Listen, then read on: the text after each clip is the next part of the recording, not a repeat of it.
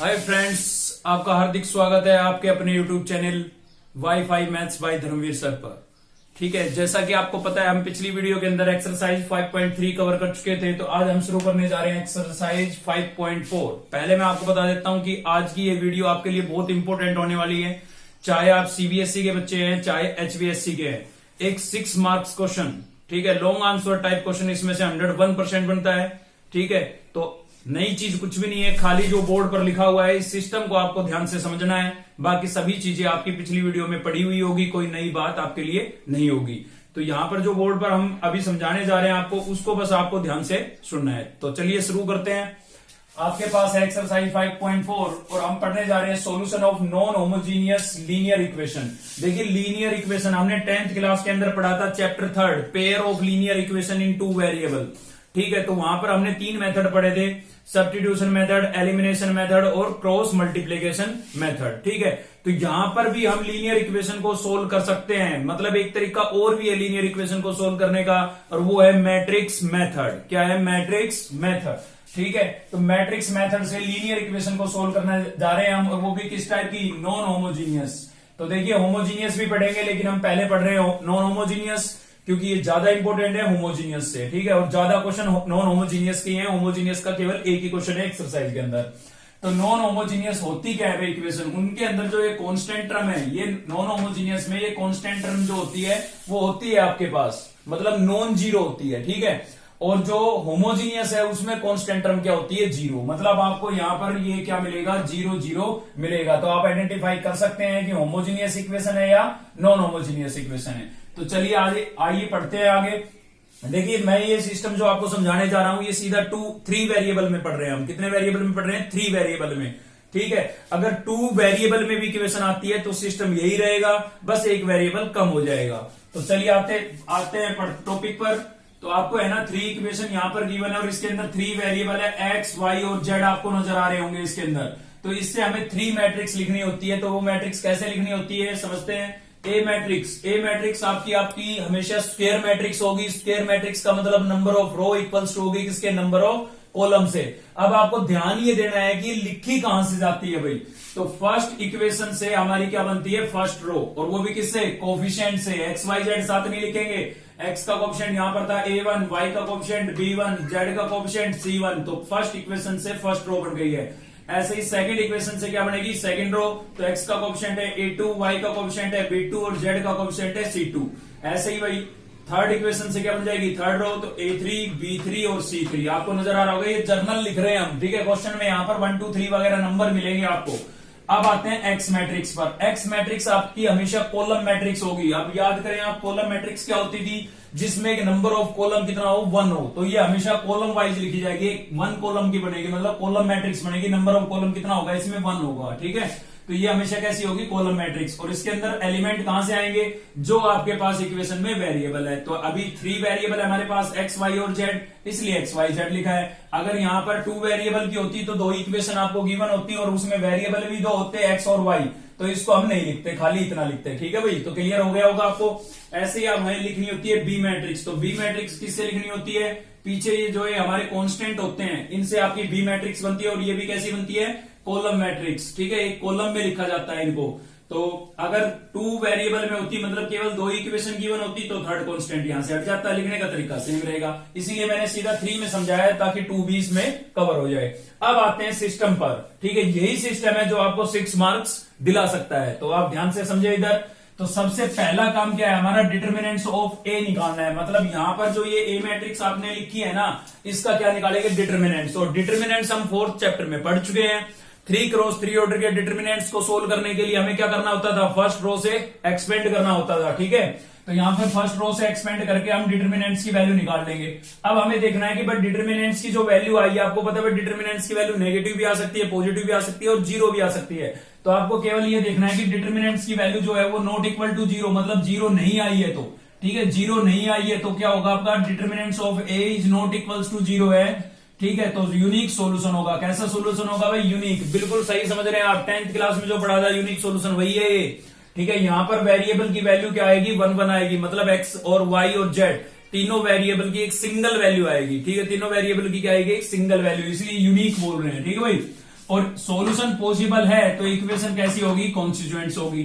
अब बात ये आती है कि सॉल्यूशन निकालेंगे कैसे, तो सॉल्यूशन निकालने के लिए आपका ये फॉर्मूला दिया हुआ है। फॉर्मूला क्या है, x equals to A inverse B. x आपके पास यहां से मिल जाएगी, ठीक है, b भी आपको यहां से मिल जाएगी, और a का आपको इनवर्स निकालना पड़ेगा, ठीक है। ये a मैट्रिक्स जो है हमारी, इसका हमें क्या निकालना पड़ेगा, इनवर्स निकालना पड़ेगा। अब यहां पर इनवर्स निकालने के हमने 3 मेथड ऑलरेडी पढ़ लिए हैं, ठीक है। तो उनमें से कौन सा अप्लाई होगा, कोफैक्टर वाला, क्योंकि ना तो यहां पर इक्वेशन है और ना ही एलिमेंट्री रो ट्रांसफॉर्मेशन के लिए बोला गया है, ठीक है। तो कौन सा वाला तरीका यूज होगा, कोफैक्टर वाला तरीका यूज होगा। तो कोफैक्टर से हम इसके क्या निकालेंगे, कोफैक्टर निकालेंगे इसके, फिर एडजॉइंट निकालेंगे और फॉर्मूला लगा करके क्या निकाल लेंगे, इनवर्स। तो ये सारा आपका पिछली वीडियो में पढ़ा हुआ है, ठीक है। तो यहां पर ए इनवर्स की वैल्यू रखेंगे, बी से मल्टीप्लाई करेंगे और एक्स वाई जेड की वैल्यू मिल जाएगी हमें, यानी कि यूनिक सॉल्यूशन मिल जाएगा। तो जो क्वेश्चन आता है 99% आपका यही क्वेश्चन आना है, हरियाणा बोर्ड में भी और सीबीएसई बोर्ड में भी, 6 मार्क्स का भाई, ठीक है। लॉन्ग आंसर टाइप क्वेश्चन आता है, ठीक है। इधर आते हैं, अगर डिटर्मिनेंट्स की वैल्यू 99% ही आना है, 1% चांस है कि इधर से क्वेश्चन आए, तो 1% वालों को भी देख लेते हैं। डिटर्मिनेंट्स ए की वैल्यू अगर आपके पास आ जाती है 0, नॉन जीरो आएगी तो इधर आना है, अगर 0 आ जाती है तो इधर आ जाना है, ठीक है। तो डिटर्मिनेंट्स की वैल्यू अगर आपके पास 0 आ गई तो आपको क्या निकालना पड़ेगा, एडजॉइंट ए निकालना पड़ेगा, मतलब इस मैट्रिक्स का क्या निकालना पड़ेगा, एडजॉइंट। और बी मैट्रिक्स आपको ऑलरेडी गिवन होगी, सॉरी यहां पर, ठीक है। तो दोनों का आपको क्या कराना है, प्रोडक्ट कराना है। अब आपको पता है 2 मैट्रिक्स का प्रोडक्ट करा रहे हैं तो रिजल्टेंट क्या होगा, एक मैट्रिक्स ही होगी। तो यहां पर तो था ये 0, ये 0 लिखा था हमने, और यहां पर ये क्या लिखा है, O, ठीक है। लिखने में फर्क नहीं होता, लेकिन नॉलेज के लिए आपको पता होना चाहिए भाई। तो यहां पर 2 मैट्रिक्स का प्रोडक्ट क्या आए, 0 मैट्रिक्स आए, मतलब सारे के सारे एलिमेंट क्या हो जाए, 0। तो उस केस में सॉल्यूशन कैसा होगा, इनफाइनाइट मैनी सॉल्यूशन होगा भाई। कैसा सॉल्यूशन होगा, इनफाइनाइट मैनी सॉल्यूशन होगा। तो ऐसे केस को सोल्व कैसे करेंगे, उसके लिए मैंने थोड़ा यहां पर लिखा है नोट करके, हम पुट कर देंगे लास्ट वेरिएबल को, क्या पुट कर देंगे, के पुट कर देंगे भाई। लास्ट वेरिएबल को क्या पुट कर देंगे, के, ठीक है। और इक्वेशन जब सॉल्यूशन है, यहां पर भी सॉल्यूशन था तो कॉन्स्टिट्यूएंट्स थी, यहां पर भी सॉल्यूशन है तो इक्वेशन कैसी होगी, कॉन्स्टिट्यूएंट्स होगी। अगर एडजॉइंट ए इंटू बी की वैल्यू 0 मैट्रिक्स आती है तो, अगर 0 मैट्रिक्स नहीं आती है तो फिर क्या होगा, नो सॉल्यूशन होगा, मतलब उसका कोई सॉल्यूशन नहीं होगा। और जब सॉल्यूशन है ही नहीं तो आगे हम सोल्व नहीं करेंगे, ठीक है ना। और इक्वेशन कैसी होगी हमारी, जब सॉल्यूशन नहीं है तो कैसी होगी इक्वेशन, इनकॉन्स्टिट्यूएंट्स होगी। अब आप सोच रहे होंगे कि 99% ये हो गया, तो 1% वाला कौन सा है, 1% वाला ये क्वेश्चन होगा, ठीक है। 1% चांस होंगे इनफाइनाइट मैनी सॉल्यूशन के, क्योंकि नो सॉल्यूशन, जिसका कोई सॉल्यूशन ही नहीं है तो उस क्वेश्चन को कौन पूछेगा, ठीक है भाई। तो 99% यूनिक सॉल्यूशन का आना है। हरियाणा बोर्ड में तो बिल्कुल 100% कह सकता हूं मैं इसको, लेकिन सीबीएसई में कई बार चेंज हो जाता है, इसलिए मैंने 99% बोला है। तो चलिए आगे बढ़ते हैं, इन पर बेस क्वेश्चन देखते हैं। इसका बेसिक केवल यही था, अगर ये आपको क्लियर हो गया है तो बहुत अच्छी बात है, नहीं हुआ है तो वीडियो को एक बार फिर से देख ले आप, ठीक है। तो आगे बढ़ते हैं, तो देखते हैं भाई, पहले हम देखते हैं डबल इक्वेशन के अंदर और फिर देखेंगे ट्रिपल इक्वेशन में, 3 इक्वेशन के अंदर। तो पहले डबल इक्वेशन में देखते हैं, ठीक है। ये आपको 2 इक्वेशन दी हुई है, तो इनसे आप अपनी मैट्रिक्स लिख लेंगे। सबसे पहले लिखेंगे हम ए मैट्रिक्स, तो ए मैट्रिक्स लिख लेते हैं। अपनी ए मैट्रिक्स क्या होगी भाई, यहां से फर्स्ट इक्वेशन से क्या बनने वाली है, फर्स्ट रो। तो यहाँ पर एक्स का कोएफिशिएंट कितना है, 5, वाई का कोएफिशिएंट कितना है भाई, -7, विद साइन लिखेंगे भाई। पहली इक्वेशन से फर्स्ट रो बन गई। अब सेकंड इक्वेशन से, तो सेकंड इक्वेशन में एक्स का कोएफिशिएंट 7 और वाई का कोएफिशिएंट कितना है भाई, -5। तो ये हमारे पास क्या बन गई है, ए मैट्रिक्स बन गई भाई। इक्वेशन डबल थी इसलिए 2x2 में बनी है, अगर इक्वेशन 3 होती तो 3x3 में बनती। तो यहां से हम साथ के साथ बनाएंगे अपनी बी मैट्रिक्स भी, और बी मैट्रिक्स किससे बनती है, कांस्टेंट से। तो कांस्टेंट क्या है भाई, 2 और 3, तो ये आपकी बन गई है बी मैट्रिक्स। और अब बढ़ाएंगे हम एक्स मैट्रिक्स। तो एक्स मैट्रिक्स वेरिएबल 2 ही है, केवल एक्स और वाई, तो यहां पर हमने लिख दिया है एक्स और वाई। अब देखिए हमें सॉल्यूशन हमारा कैसा होगा वो किससे पता लगेगा, डिटर्मिनेंट से। तो सबसे पहला काम यही है कि हमें इसका क्या निकालना है, डिटर्मिनेंट्स निकालना है। और आपको याद है 4th चैप्टर में आप पढ़ चुके हो कि डिटर्मिनेंट्स निकालने के लिए इसको पहले डिटर्मिनेंट्स बनाना पड़ता है। और डिटर्मिनेंट्स कैसे बनाते हैं, ये मैट्रिक्स थी, कॉर्नर मुड़े हुए थे, ठीक है। तो कॉर्नर को हमने सीधा कर दिया तो क्या बन गया हमारा, डिटर्मिनेंट्स बन गया भाई। और इधर क्या लगा देंगे आप, मोड लगा देंगे। तो 5, 7, -7 और -5, ठीक है। सोल्व करते हैं, कैसे सोल्व करेंगे, क्रॉस मल्टीप्लाई की तरह पहले डायगोनल एलिमेंट मल्टीप्लाई होंगे। -5 को 5 से करेंगे कितना हो जाएगा, माइनस का 25, माइनस अपनी तरफ से लगाते थे, माइनस यहां पर है, माइनस माइनस क्या होगा प्लस, 7 से कितना हो गया भाई 49। तो आप यहां से देखेंगे कितना बचा भाई, यहां से बच गया हमारे पास 24, ठीक है। माइनस का 25 प्लस का 49 कितना बचेगा, 24 बच जाएगा। तो आप यहां पर देख सकते हैं कि डिटर्मिनेंट से ए की वैल्यू 0 तो नहीं आई ना हमारे पास, तो mod of A is not equals to 0, और नॉट इक्वल्स टू 0 है तो ए इनवर्स क्या करेगा, एग्जिस्ट करेगा।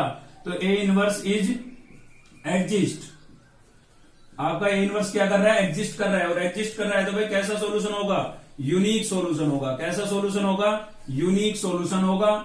सारी बातें लिख के चले आप यहां पर, है ना। यूनिक सोल्यूशन होगा और इक्वेशन कैसी होगी, कॉन्स्टिट्यूएंट्स होगी भाई। इक्वेशंस आर कॉन्स्टिट्यूएंट्स, ठीक है। तो ये हमने लिख दिया। अब सोल्यूशन कैसे निकालते थे यूनिक सोल्यूशन में, अभी मैंने पीछे आपको समझाया कि x इक्वल्स टू क्या होता था हमारा, a इनवर्स b। इस रिजल्ट का हमें क्या करना है, यूज करना है। अब भाई इस रिजल्ट का यूज करना है तो उसके लिए देख लेते हैं हमें चाहिए क्या, x, तो x तो ऑलरेडी हमें गिवन है, b भी गिवन है भाई, साथ ही क्या बचा, a इनवर्स। मतलब हमें क्या चाहिए, a इनवर्स चाहिए। और आपको पता है किसी भी मैट्रिक्स का इनवर्स निकालने के लिए पहले क्या निकालना पड़ता है, कोफैक्टर, ठीक है। तो कोफैक्टर निकाल लेते हैं यहां पर। तो कोफैक्टर ऑफ मैट्रिक्स ए, तो ए मैट्रिक्स का फर्स्ट कोफैक्टर 1 1 होगा, ठीक है। याद होगा आपको कैसे निकालते थे कोफैक्टर, इस एलिमेंट के लिए निकालेंगे तो ये फर्स्ट रो और फर्स्ट कॉलम को छोड़ देंगे, कितना बचेगा भाई, माइनस का 5। ऐसे आपका 1 2 यानी कि इसके लिए तो ये column second column first row कितना बचेगा, 7। और साथ ही आप चेक करेंगे इसकी पोजीशन, तो 2 + 1 कितना हुआ, 3। ओड नंबर है, ओड नंबर है तो साइन चेंज कर देंगे। नेक्स्ट होगा आपका 2 1 यानी कि इसके लिए तो सेकंड रो फर्स्ट कॉलम, यहां पर इससे भी समझ सकते हैं, ये पहले रो लिखी जाती है फिर कॉलम, तो सेकंड रो है फर्स्ट कॉलम है, सेकंड रो छोड़ दो फर्स्ट कॉलम, कितना बचा, -7। लेकिन पोजीशन कैसी है, 2 + 1 3, ओड है तो -7 की बजाय क्या लिखेंगे, +7, ठीक है। साइन चेंज हो जाता है ओड पोजीशन में। 2 2 यानी कि लास्ट वाला सेकंड रो सेकंड कॉलम छोड़ देंगे, कितना बचेगा हमारे पास, 5, ठीक है। तो ये हमारे पास क्या आ गए, कोफैक्टर आ गए हैं। अब इनसे हम बनाएंगे एडजॉइंट, तो क्या लिखेंगे, एडजॉइंट ऑफ ए। पहले 2 फैक्टर क्या आए थे, -5 -7, तो यहां पर हम लिख देते हैं -5 और -7। नेक्स्ट 2 क्या आए थे भाई, 7 और 5, तो यहां पर लिख देते हैं 7 और 5, ठीक है। ये एडजॉइंट नहीं आई अभी क्योंकि इसका क्या करना बाकी है, ट्रांसपोज, तो हम इसका ट्रांसपोज कर देते हैं। ट्रांसपोज में क्या होता था, फर्स्ट रो क्या बन जाएगी, फर्स्ट कॉलम बन जाएगी, तो फर्स्ट रो जो है आपकी वो क्या बन जाएगी, फर्स्ट कॉलम बन जाएगी भाई, और सेकंड रो क्या बन जाएगी, सेकंड कॉलम, ठीक है। तो ये आपके पास क्या आ गया, एडजॉइंट ऑफ ए आ गया है। एडजॉइंट ऑफ ए आ गया तो इनवर्स निकालने के लिए फॉर्मूला क्या था, ए इनवर्स इक्वल्स टू होता था 1 determinants of A into adjoint A, ठीक है, ये होता था। तो 1 डिटर्मिनेंट्स ए, डिटर्मिनेंट्स ए की वैल्यू कितनी है हमारे पास, 24, तो यहां पर हम लिख देते हैं 24, और एडजॉइंट ए क्या है भाई, -5 -7 7 और 5, ठीक है। ये आपके पास किसकी वैल्यू आ गई है, ए इनवर्स की। अब हम इसके अंदर रिप्लेस कर सकते हैं। तो x, सबसे पहले हमारे पास सॉल्यूशन क्या था, x equals to A inverse b। तो x क्या है भाई, x है आपका xy, ठीक है। मैट्रिक्स की वैल्यू रख दी हमने, ए इनवर्स। देखिए 24 को हमने अंदर मल्टीप्लाई नहीं किया है क्योंकि नंबर रैशनल हो जाएंगे, और रैशनल हो जाएंगे तो आगे सिंप्लीफाई करने में दिक्कत आएगी, तो इसलिए पहले मल्टीप्लाई मत किया करो, इसको बाद में करते हैं। तो 24 आपका एज इट रहेगा।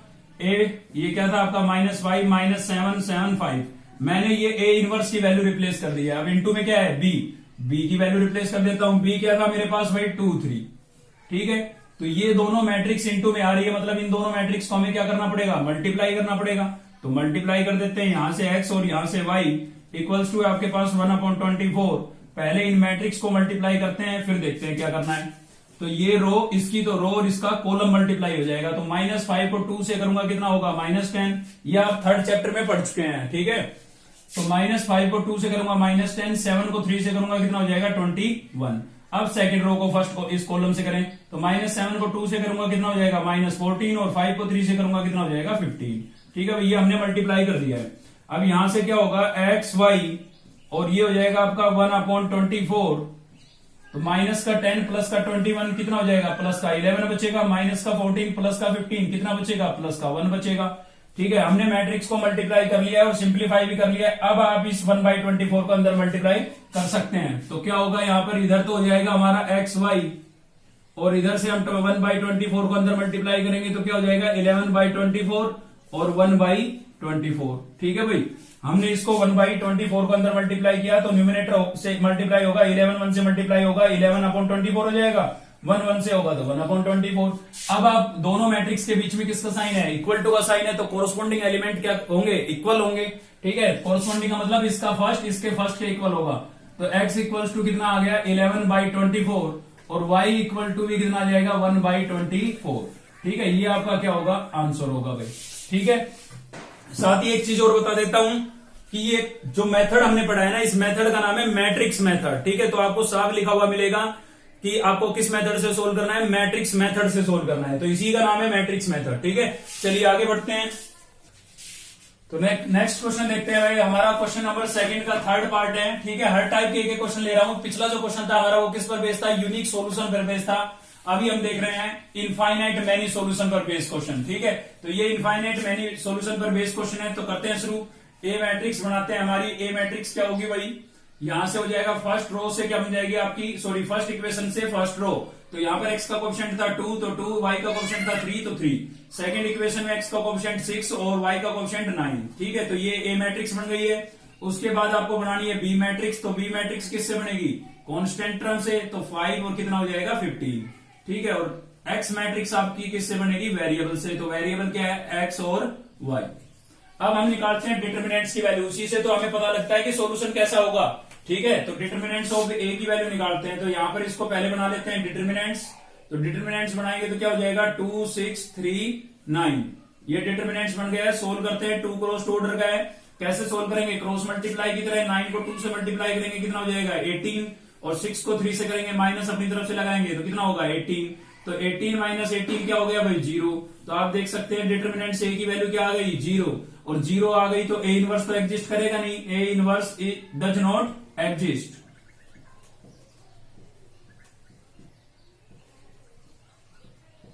ठीक है, ए इनवर्स तो आपका एग्जिस्ट कर नहीं रहा है, तो ए इनवर्स एग्जिस्ट नहीं कर रहा है तो यूनिक सॉल्यूशन तो होगा नहीं। डिटर्मिनेंट्स ए की वैल्यू क्या आ गई है 0 आ गई है। अब या तो होगा इनफाइनाइट मैनी सॉल्यूशन या फिर होगा नो सॉल्यूशन, तो वो आगे सोल्व करेंगे तब पता लगेगा हमें। तो आगे सोल्व करने के लिए अब आपको याद आ गया होगा, इधर मैंने लिखा था यूनिक सॉल्यूशन का केस, तो इधर तो हम आए नहीं क्योंकि डिटर्मिनेंट ए की वैल्यू क्या आ गई है 0, तो हम पहुंच चुके हैं इधर, और इधर पहुंचे थे तो हमें क्या निकालना था adjoint of A into B, यानी कि एडजॉइंट ऑफ ए चाहिए अब हमें, और एडजॉइंट ऑफ ए चाहिए तो उसके लिए आपको क्या चाहिए कोफैक्टर्स, तो क्या निकालने पड़ेंगे कोफैक्टर्स निकालने पड़ेंगे भाई यहां पर। तो कोफैक्टर्स ऑफ मैट्रिक्स ए, ठीक है, ए मैट्रिक्स के क्या निकाल लेते हैं कोफैक्टर। तो फर्स्ट कोफैक्टर क्या होगा हमारा 1 1, इसके लिए सोल्व करेंगे तो फर्स्ट रो फर्स्ट कॉलम छुट जाएगा, कितना बचेगा 9। नेक्स्ट क्या होगा आपका 1 2 मतलब फर्स्ट रो सेकंड कॉलम, तो फर्स्ट रो सेकंड कॉलम छुट जाएगा, कितना बचेगा 6। साइन कैसा आएगा, पोजीशन ओड है, साइन कैसा आएगा नेगेटिव। ठीक है, नेक्स्ट क्या होगा भाई 2 1, यानी कि second row first column, second row first column, तो कितना बचा 3, तो 3 पोजीशन ओड तो नेगेटिव साइन। नेक्स्ट क्या होगा 2 2, second row second column, second row second column, कितना मिलेगा 2 मिलेगा। ठीक है, तो ये आपके पास क्या आ गए हैं कोफैक्टर। अब इनसे हम बनाएंगे अपनी एडजॉइंट, तो एडजॉइंट ऑफ ए क्या हो जाएगी हमारी, फर्स्ट कोफैक्टर 9, यहां पर आया -6, फिर आया आपका -3 और फिर कितना आया 2। ठीक है, और इसका क्या करना पड़ेगा हमें ट्रांसपोज, तो ट्रांसपोज करेंगे तो क्या होगा भाई, फर्स्ट रो क्या बन जाएगी आपकी फर्स्ट कॉलम बन जाएगी, और सेकंड रो क्या बन जाएगी सेकंड कॉलम। तो ये आपके पास आ गया एडजॉइंट ए। लेकिन हमें तो निकालना था एडजॉइंट ए इंटू बी, हमें निकालना था एडजॉइंट ए इंटू बी। तो एडजॉइंट ए की वैल्यू क्या आई भाई, पहले वो लिख देते हैं। ठीक है, तो एडजॉइंट ए की वैल्यू आई हमारे पास 9 3 और आई आपकी -6 2। ठीक है, और एडजॉइंट बी की वैल्यू क्या आई भाई, एडजॉइंट बी की वैल्यू आई आपके पास 5 और 15, तो 5 और 15। ठीक है, दोनों को क्या कर देते हैं मल्टीप्लाई कर देते हैं भाई, मल्टीप्लाई करेंगे तो इसकी तो रो और इसका कॉलम, पहले फर्स्ट रो से करेंगे आप फिर सेकंड रो से करेंगे, तो 9 को 5 से करेंगे कितना हो जाएगा 45, माइनस ये वाला 3 को 15 से करेंगे कितना हो जाएगा 45, माइनस था ना, प्लस माइनस क्या हो गया माइनस। अभी सेकंड रो से करेंगे -6 को 5 से करेंगे कितना हो जाएगा माइनस का 30, और 2 को 15 से करेंगे तो कितना हो जाएगा प्लस का 30 हो जाएगा भाई। ठीक है, तो ये हो गया 45 - 45 0, और माइनस का 30 प्लस का 30 कैंसिल, ये भी 0। तो आपने देखा भाई adjoint of A into B की वैल्यू क्या आ गई है एक जीरो मैट्रिक्स आ गई है, ठीक है। और जीरो मैट्रिक्स आ गई है तो कैसा सॉल्यूशन होगा, इनफाइनाइट मैनी सॉल्यूशन होगा, इनफाइनाइट मैनी सॉल्यूशन। क्वेश्चन को खाली देख के हम नहीं बता सकते हैं, हमें डिटर्मिनेंट से एक ही वैल्यू अगर नॉन जीरो आती तो यूनिक सॉल्यूशन होता, ठीक है। डिटर्मिनेंट एक ही वैल्यू जीरो आई तो भी हम नहीं बता पाएंगे अभी कि इनफाइनाइट मैनी सॉल्यूशन होगा या नो सॉल्यूशन, वो यहां आके पता लगता है हमें कि एडजॉइंट ए इंटू बी अगर आपका जीरो मैट्रिक्स आई है तो इनफाइनाइट मैनी सॉल्यूशन होगा, और ये जीरो मैट्रिक्स नहीं आती तो नो सॉल्यूशन होता है और क्वेश्चन यहीं पर स्टॉप हो जाता है, ठीक है। तो नो सॉल्यूशन पर मैं आपको क्वेश्चन नहीं करवाऊंगा, यहीं से समझ जाएंगे आप कि ये सारा काम यहां तक का करने के बाद अगर ये नॉन जीरो आती है, जीरो मैट्रिक्स नहीं आती है, सारे एलिमेंट जीरो नहीं आते हैं, तो आप लिख देंगे नो सॉल्यूशन, और इक्वेशन कैसी होगी, इनकंसिस्टेंट होगी, ठीक है। लेकिन ये अभी जीरो मैट्रिक्स आ गई आपकी, और जीरो मैट्रिक्स आ गई है तो कैसा सॉल्यूशन होगा, इनफाइनाइट मैनी सॉल्यूशन होगा भाई, और इक्वेशन कैसी होगी, कॉन्स्टिट्यूएंट्स होगी। तो इक्वेशंस आर कॉन्स्टिट्यूएंट्स, ठीक है। अब हमें सोल्व तो करना पड़ेगा, जब सॉल्यूशन है तो सोल्व तो करना पड़ेगा। तो सोल्व करने के लिए मैंने आपको क्या बताया था जब बेसिक पढ़ाया कि लास्ट वेरिएबल को पुट कर देंगे। अब वो लास्ट वेरिएबल की बात वहां पर आपको समझ में नहीं आई होगी, अभी मैं बता देता हूं। लास्ट वेरिएबल का मतलब है जैसे अभी फिलहाल हमारे पास एक्स वाई, तो लास्ट में क्या आ रहा है वाई, तो वाई को पुट कर देंगे। अगर 3 होते एक्स वाई जेड होता तो जेड को पुट कर देते, तो अभी किसको पुट करेंगे, वाई को, ठीक है। तो वाई को पुट कर देते हैं, लेट वाई इक्वल्स टू क्या लेट कर लेते हैं के, और किस में रखना है, फर्स्ट इक्वेशन में रखना है। अगर आपके पास नंबर ऑफ इक्वेशन है 2 तो फर्स्ट में रखना है, अगर नंबर ऑफ इक्वेशन है 3, ठीक है, तो फर्स्ट 2 में रखना है, ठीक है। क्योंकि एक वेरिएबल की वैल्यू तो ये जो हमने लेट की है यही हो जाएगी, यही आंसर हो जाएगा एक का। तो बाकी हमें 2 निकालने होंगे तो 2 इक्वेशन चाहिए, एक निकालना होगा तो एक इक्वेशन चाहिए, तो फिलहाल एक ही निकालना है ना, वाई तो हमने लेट कर लिया, खाली एक्स निकालना है, तो आप फर्स्ट इक्वेशन में पुट कर दें इसको। तो वाई इक्वल्स टू के पुट कर देते हैं, यहां पर पुट वाई इक्वल्स टू के इन इक्वेशन फर्स्ट, ठीक है भाई, इक्वेशन फर्स्ट में रख देते हैं। तो इक्वेशन फर्स्ट में रखेंगे तो क्या होगा, 2x प्लस 3 और y को किससे रिप्लेस कर देते हैं, k से, और इक्वल्स टू क्या हो जाएगा आपका 5 हो जाएगा। तो यहां से जब हम x की वैल्यू निकालेंगे तो क्या आएगी, यहां से हो जाएगा आपका 2x इक्वल्स टू क्या है आपके पास 5, और 3 के उधर जाएगा किसका हो जाएगा, माइनस का। हमें यहां से x की वैल्यू निकालनी थी तो क्या होगा 5 माइनस 3 के, और 2 यहां पर मल्टीप्लाई हो रहा था, इधर आके क्या हो जाएगा डिवाइड। तो ये आपके पास आ गई x की वैल्यू, और यहां पर किसकी आई थी, y की। एक बात और साथ के साथ क्लियर करा देता हूं, हो सकता है ये आपका आंसर मैच करे या ना करे, ठीक है, क्योंकि इनफाइनाइट मैनी सॉल्यूशन है। और दूसरी बात ये है कि हमने y इक्वल्स टू के किस में पुट किया है, फर्स्ट में। अगर बुक में भी फर्स्ट के हिसाब से सोल्व किया होगा तो मैच करेगा बिल्कुल, ठीक है। अगर उन्होंने सेकंड इक्वेशन में पुट करके सोल्व किया होगा तो मैच नहीं करेगा।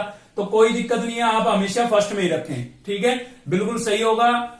हाफ नंबर भी कोई नहीं काट सकता है अगर आप सेम कॉपी करते हैं तो, सेम इस प्रकार से करते हैं तो 2x2 में हमने तीनों टाइप पर हो गया है हमारा लगभग, यूनिक हमने पिछला देखा, इनफाइनाइट ये हो गया, और नो सॉल्यूशन में मतलब जीरो, सारी सभी टर्म्स इसमें जीरो नहीं आती है। अगर एक टर्म भी नॉन जीरो आ जाती है, ठीक है, जीरो नहीं आती है, नॉन जीरो का मतलब जीरो नहीं आती है, तो यहीं पर आप लिख देंगे नो सॉल्यूशन, ठीक है। आगे आपको सोल्व ही नहीं करना है। तो तीनों टाइप के क्वेश्चन करवा दिए मैंने इस पर बेस, ये 2x2 में था, ठीक है।